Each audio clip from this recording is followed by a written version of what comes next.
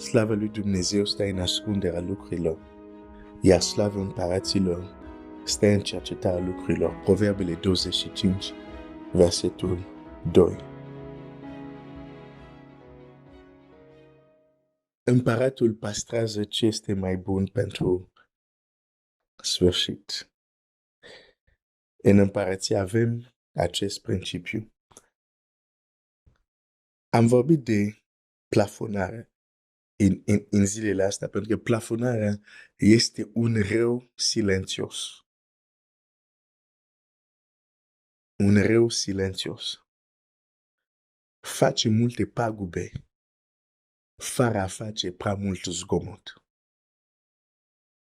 Face multe pagube fără chiar să fie vizibil.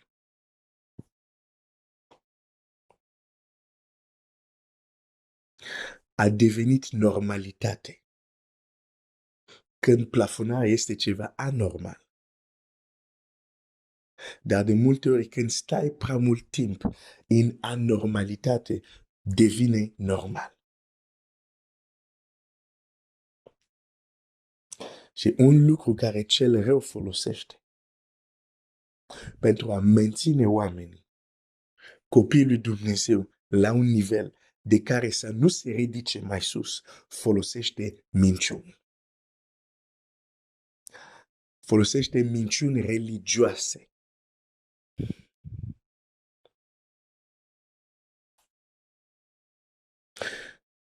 E foarte important să înțelegi asta. De ce? Pentru că când îți dai seama că te-ai plafonat și vrei să nu te plafonezi, vrei să înaintezi, să știi că s-ar putea, ca să poți înainta, va trebui să descoperi minciuni care l-ai crezut și care te-au ținut pe loc.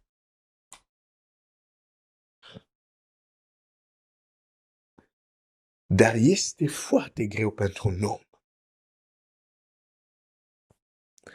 să accepte că a crezut o minciună pentru mulți ani. Dacă deja personal, la nu știu, la 14, la 15 ani, mi-a fost foarte greu să recunosc că am crezut minciuni pentru mulți ani, atunci nu poți imagina pentru cei care descoperă mult mai târziu anumite lucruri. Este o experiență grea. Este o experiență neplăcută să descoperi că ai crezut anumite minciuni mulți ani. Dar ascultă, deși este greu, deși este neplăcut, spune, Doamne, mulțumesc că măcar nu m-am dus. N-a trecut viața asta fără, până la urmă, să înțeleg că asta și asta și asta erau minciuni, nu erau adevărate. Mulțumesc. Cum zice acel proverb, mai bine mai târziu decât niciodată. Bine, nu e un proverb, nu mă refer la cartea proverbelor, dar proverbe care le auzim, să zic, în lume. Cel puțin există în franceză. Mai bine mai târziu decât niciodată. Există oameni care reacționează foarte violent când le expui anumite adevăruri, pentru că nu vor să accepte că au crezut o minciună așa de mult timp. Și în această dimineață aș vrea să vedem un om care a crezut o minciună aproape 22 de ani. O stai liniștit, alții cred o minciună toată viața lor. Acest om a crezut o minciună 22 de ani. Și totuși, când a aflat adevărul, prima lui reacție a fost să spună nu este adevărat. Și totuși după acceptă adevărul și se bucură, este făcut liber de ceva care îl ținea mult timp pe loc. Ok. Aș vrea să citesc în Geneza. În Geneza 37, versetul 2. Biblia zice așa. Iată istoria lui Iacov. Iosif, la vârsta de 17 ani, paștorile cu frații lui, băiatul acesta era cu fii Biliei și cu fii Zilpei, nevestele tatălui său. Și Iosif spunea tatălui lor vorbele lor cele rele. Deci, aproape când Iosif are 17 ani, se întâmplă ceva. Deci, 17 ani, da, reține asta. Tot în versetul 37 și la versetul 18. Ei l-au zărit de departe și până să se apropie de ei, s-au sfătuit să-l omoare. Da? Ei au zis unul către altul, iată că vine făuitorul de vise. Ok, veniți acum să-l omorâm și să-l aruncăm într-una din aceste gropi. Vom spune că l-a mâncat o fiară sălbatică și vom vedea ce se va alege de visele lui. Bine ați venit în lumea reală, unde proprii tăi frați complotează pentru a te distruge. Bine ați venit în lumea reală. Asta e lumea în care trăim.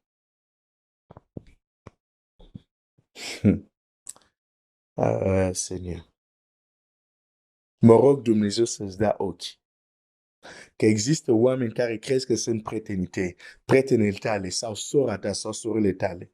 Dar dacă Dumnezeu ți-a arătat cum stau cu adevărat lucrurile,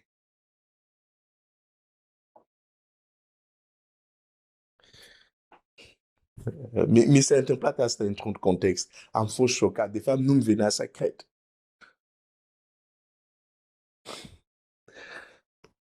Lumea reală.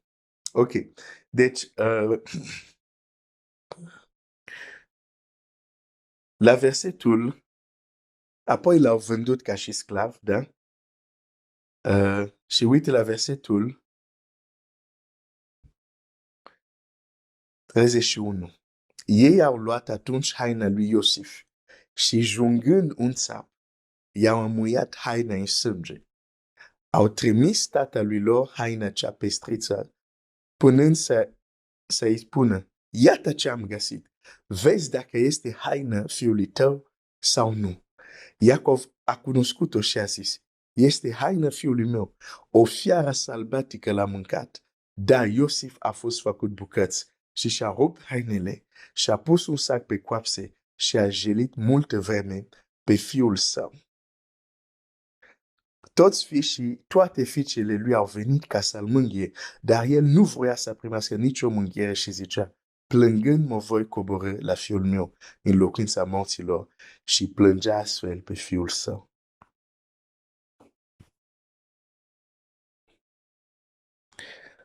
Au încenat moartea lui Iosif. Au luat haina lui. Au pus sânge de țap peste haină și au trimis haina la tatălor. Și el, când a văzut haina într-adevăr era fiul său. Dar sângele nu era lui Iosif. Și așa se montează minciuni. 1% de adevăr, 1% de neadevăr, bine împachetat. Și ai o minciune, o pastilă de minciuni. Și el a crezut. N-a văzut trupul. A văzut doar sânge, dar nu era sânge lui Iosif, dar a crezut. A căzut în capcana, a crezut minciună. Și el plânge. Nu vrea să fie mângâiat. Plânge fiul său, dar fiul său trăiește. Suferă pentru că fiul său, pentru că crede că fiul lui a murit, dar fiul lui este frumos, cărmuiește casa lui Potifar.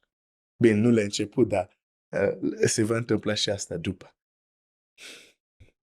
El este chinuit, el este trist, el suferă. pentru o minciună. La un moment dat, la ei este foamete. Fiul lui are belșug, dar el suferă că fiul lui, pentru el, fiul lui a murit. Când crezi o minciună, chiar dacă realitatea e altă, minciuna care ai crezut, asta vei trăi. Deși fiul lui era viu, el trăia că fiul lui este mort. Deși Domnul Iisus Hristos este viu, unii creștini, pentru că am crezut minciuni, trăim ca și cum este mort. Pentru că Iosif este cum să zic, o imagine a lui Hristos. Hristos este viu, dar iată că familia lui trăiește ca și cum este mort. De ce? Pentru că au crezut o minciună. Unii creștini au crezut minciuna aceasta. Iisus Hristos nu mai este același ieri și azi în veci. A fost ieri, când o să vină în veci așa, dar astăzi nu mai este același. Au crezut minciuna aceasta și trăiesc ca și cum este mort când El este viu. Știu că asta e un pic greu pentru unii. Dar tocmai e ce spuneam mai devreme. Când ai crezut ceva mult timp și adevărul vine, este un șoc. Iosif are 17 ani, aproape când este vândut. În Geneza 41, versetul 46, Iosif era în vârsta de 30 de ani când s-a înfățișat înaintea lui Faraon. Când a fost scos din temniță.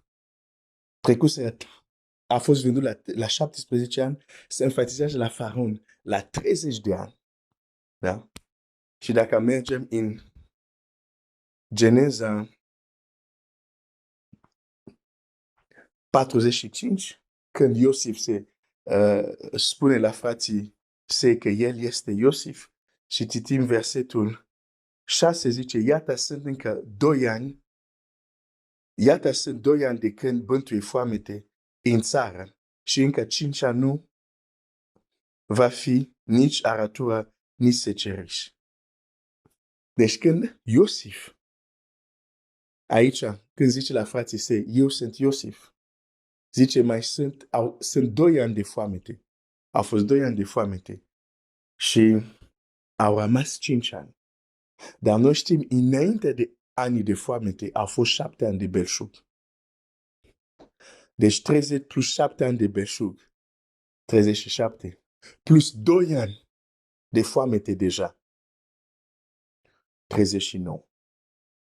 Deci Iosif aici are aproape 39 de ani.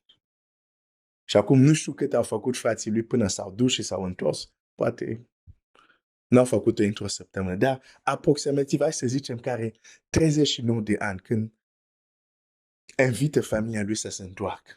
A fost vândut la 17 ani. 39 minus 17, cam 22 de ani. E mult timp. 22 de ani a crezut Iacov o minciună. Uite ce se întâmplă la versetul 26, Geneza 45. Și i-au spus, Iosif tot mai trăiește și chiar el cărmuiește toate Egiptului. Dar inima lui Iacov a rămas rece pentru că nu-i credea. Exact ce spuneam mai devreme. Când un om a crezut o minciună mult timp, poți să-i aduci adevărul, nu-i spune nimic. Inima lui este rece. Este deja obișnuit cu minciuna.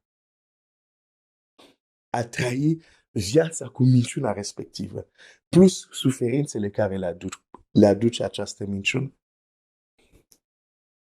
Pentru că deși trăia, deși Iacov trăia fizic, dar Duhul lui era ca și cum era mort. De ce? Pentru că a crezut o minciună. Pentru că cei care au montat minciuna îl cunoșteau foarte bine. Era propria lui familie, adică copiii lui. Și atunci greu să detectezi o minciună care vine de la cineva apropiat. Greu să detectezi o minciună care vine de la învon. Greu să detectezi o minciună care vine dintr-o carte creștină. Dar trebuie să trăim în lumea reală. Nu în limba română zice, nu tot ce zboară se bănică sau ceva de genul ăsta. Și îmi vine să spun, nu tot ce vine de la învon, nu tot ce vine din cărți creștine este neapărat adevărat.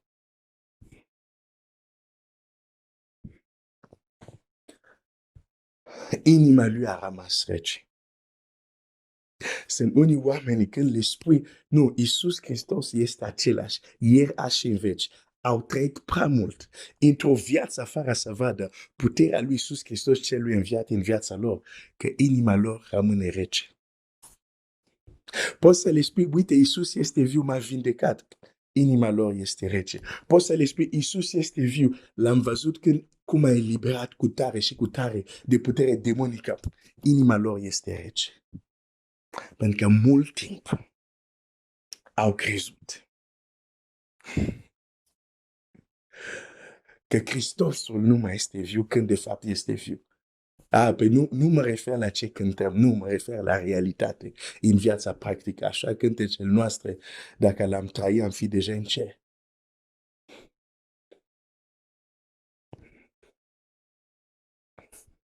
Vreau să te ajut.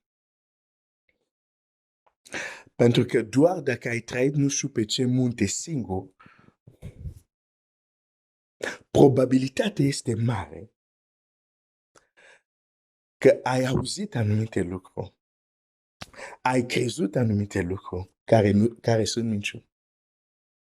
Acum nu mă refer la tot ce crezi, dar mă refer pentru că dacă noi suntem în lumea aceasta, sub întuneric, unde cel rău a băgat și în biserică învățători nu după voia lui Dumnezeu,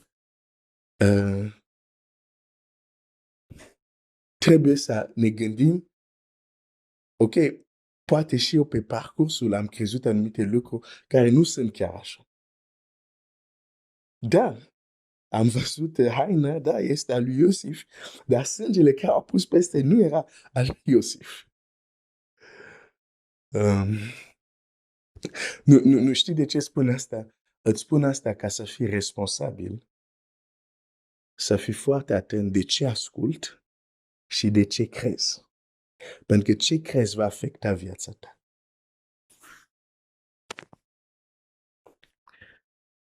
Ok, hai să încheiem pe o notă mai pozitivă. Ok.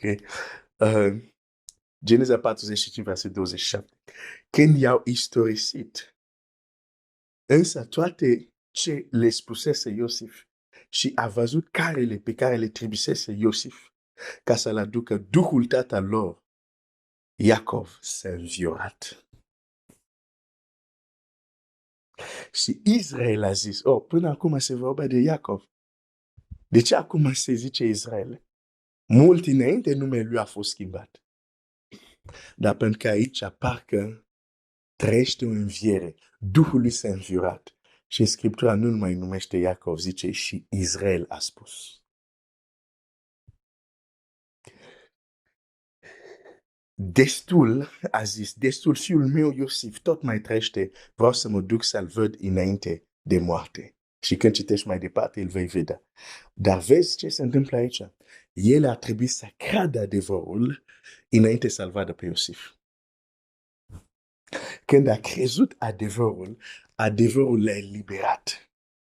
A spart acea viață care a avut mult timp pentru că a crezut o minciună. Și Biblia zice, și Israel a zis. Asta face adevărul. Rupe limita plafonării și schimbă ceva în noi. Ne înviorează, să zicem, destul, gata cu această viață de plafonare, gata. Domnul meu Iisus Hristos este viu. Vreau să mă ridic și să-L văd la lucru. să-L văd lucrând în viața mea. Dumnezeu să te binecuvânteze și dacă asta ce vrei, aș vrea să înalți împreună cu mine o rugăciune să spunem: Doamne, iartă-ne dacă am crezut că Tu ești mort, chiar dacă cântăm că ești viu, dar nu ne așteptam că Tu să intervii în viețile noastre cum te vedem lucrând în Scriptura. Am crezut că te-ai schimbat, iartă-ne, dar ajută-ne astăzi să spunem destul.